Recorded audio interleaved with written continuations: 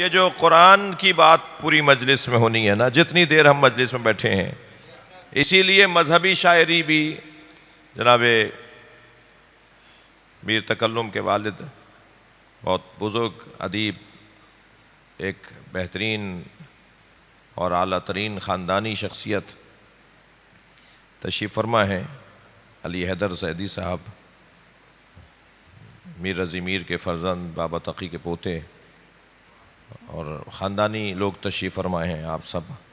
آپ جانتے ہیں کہ مجلس میں ہوتا کیا ہے، حدیث قصاص سے بات شروع ہوگی، تلاوت قرآن سے بات شروع ہوگی، جو نہیں ہو رہی آج کل۔ یعنی ہمیں پہلے قرآن کی تلاوت کرنی چاہیے، پھر حدیث قصہ پڑھنی چاہیے، پھر سوسخانی ہوگی، پھر ممبر پہ خطابت ہوگی، اور پھر یا اس سے پہلے ممبر کا سلام ہوگا۔ یہ بھی علامہ رشید ترابی کی ایک ایجاد اور ایک ان کا ہنر تھا۔ یہ بر صغیر میں کراچی سے بات شروع ہوئی تھی کہ سوسخانی کے بعد ممبر کا سلام علامہ رشید ترابی نے شروع کروایا، اور پھر ممبر کی خطابت ہوئی، پھر اس کے بعد عزا کا دن ہے تو نوحہ خوانی ہوگی اور ماتمداری ہوگی۔ تو یہ جو تہذیب ہے، یہ مسلسل ایک تربیت گاہ ہے، یہ جو ہمیں مجلس میں بلایا اور بٹھایا جاتا ہے۔ تو اسی لیے علی حیدر صاحب کو دیکھ کر میں انہیں ایک ہدیہ کر رہا ہوں، یہ خوش ہوں گے، ان کے فرزندان بھی تشریف فرما ہو رہے ہیں، کہ مذہبی شاعری، ایک صلوات اور ہدیہ کر دیں محمد اللہم صل۔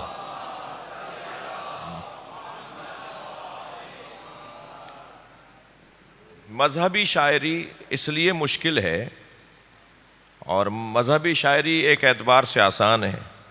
مذہبی شاعری آسان اس لیے ہے کہ اس میں غیبی امداد ہوتی ہے شاعروں کو،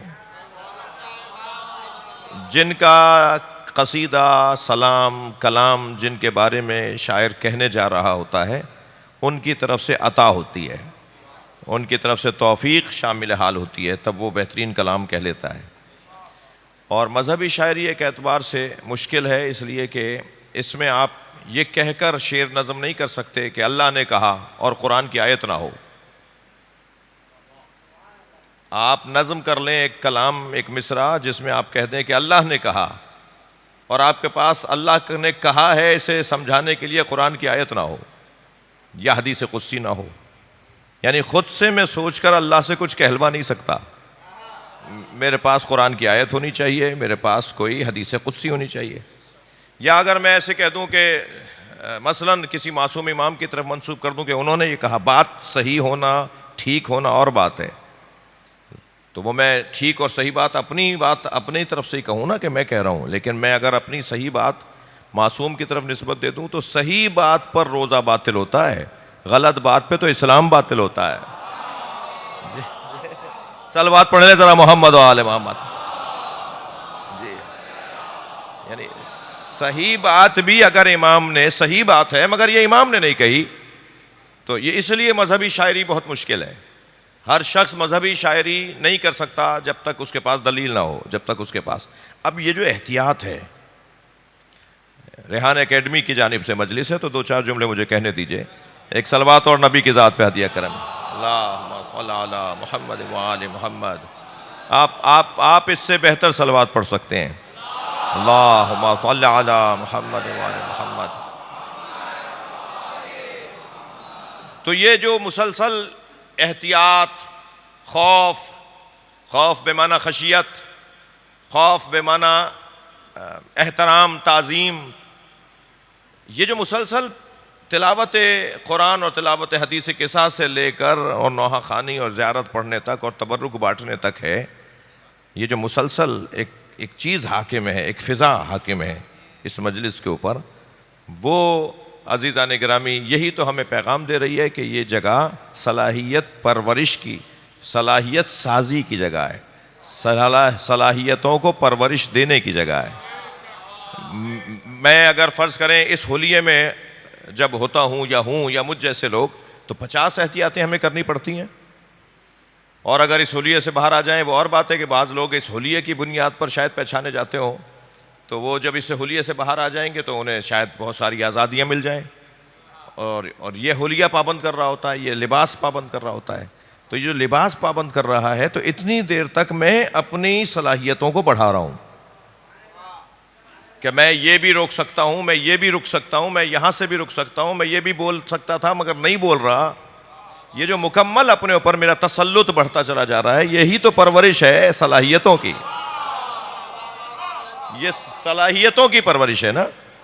اسی طرح مجلس اعضاء میں، مجلس اعضاء صلاحیت سازی کی جگہ ہے، صلاحیتوں کو پروان چڑھانے کی جگہ ہے.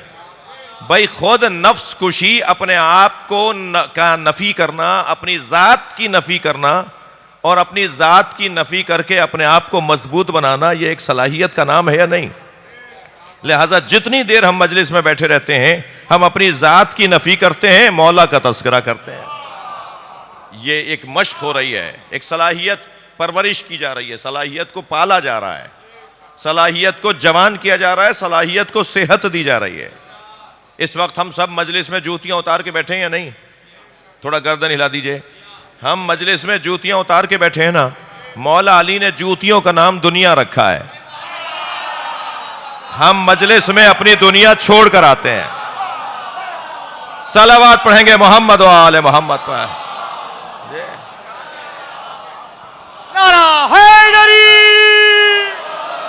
ہم کچھ دیر تک دنیا سے لا تعلق کی مشق کرتے ہیں.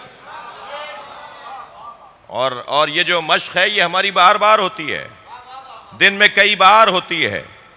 وہ لوگ اور ہوں گے کہ جو سال میں 10 دن کے شیعہ ہوں، اور پھر وہ تو کوئی اور ہی ہوں گے کہ جو 2 دن کے شیعہ ہوں. جو ڈھونڈتے ہوں کہ مجلس کہاں ہو رہی ہے وہ ہے علی کا شیعہ. میں آج کی کسوٹی دے رہا ہوں، آج کا پیمانہ دے رہا ہوں.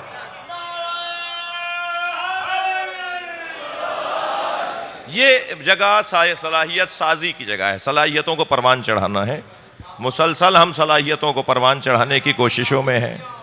اللہ کرے جو ہمارے نئے آنے والے پڑھنے والے ہیں وہ کسی کو استاد مانیں. اگر وہ کسی کو استاد مانیں گے تو ان کی صلاحیتیں کم محنت میں زیادہ نتیجہ دیں گی. اور اگر کسی کو استاد مانے بغیر خود کو استاد بنا لیا تو پھر زیادہ محنت پر بھی کم نتیجہ ملے گا. لیکن اگر سسٹم کے تحت، نظام کے تحت چلیں گے تو پھر کم محنت پر زیادہ اچھا نتیجہ ہوگا. یہ صلاحیتوں کو ایجاد، بھائی کربلا میں مصائب کا بیان نہیں ہے لیکن بات کو میں اپنے بات سے ربط دے رہا ہوں اس بات کو اور روشن کرنے کے لیے اپنے بچوں کے لیے. کربلا میں کیا اس وقت میں جب کربلا کا واقعہ پیش آیا اس وقت میں اہل بیت کے چاہنے والے نہیں تھے؟ تو پھر کربلا میں 72 ہی کیوں شہید ہوئے، یا مثلا 133 ہی کیوں شہید ہوئے؟ اور لوگوں نے امام حسین کا ساتھ کیوں نہیں دیا؟ میں یوں کہہ لوں کہ جنہوں نے کربلا میں اپنی جانیں دی ہیں ان سے نہیں پوچھا جائے گا کہ آپ کربلا کیوں آئے. جو نہیں آئے ان سے پوچھا جائے گا آپ کیوں نہیں آئے. یہ جو نہیں آئے یہ صلاحیتوں کی کمی تھی، صلاحیتوں میں کمزوری تھی، صلاحیتیں نہیں تھیں، قابلیت نہیں تھی حسین کے ساتھ چلنے کی. جی قابلیت نہیں تھی امام حسین کے ساتھ چلنے کی. یہ جو حسین مولا کے ساتھ چلنے کی قابلیت اور صلاحیت ہے اس کے لیے کام کرنا ہوگا، اس کے لیے محنت کرنی ہوگی. یہ امام بارگاہ آپ نے کیوں بنایا ہے، ہمارے بڑوں نے کیوں ہمیں یہ نظام بنا کے دیا ہے؟ تاکہ اب آخری حسین جب آئے، جب حسین کا وارث آئے تو پھر وہ کربلا کی طرح تنہا نہ ہو بلکہ اپنے جد حسین کو بلائے تاکہ پوری دنیا پر وہ حکومت کریں. لہذا رجعت کے ذریعے سے امام حسین 10 سال تک پوری کائنات پر، پوری دنیا پر امام حسین حکومت کریں گے. وہ اس لیے کہ اب ان کے فرزند کا ساتھ دینے والے، تو یہ الحمدللہ کل کی نسبت آج بہتر ہے اور آج کی نسبت کل بہتر ہوگا، اور مسلسل اس بہتری کے سفر میں ہمیں آگے جانا ہے.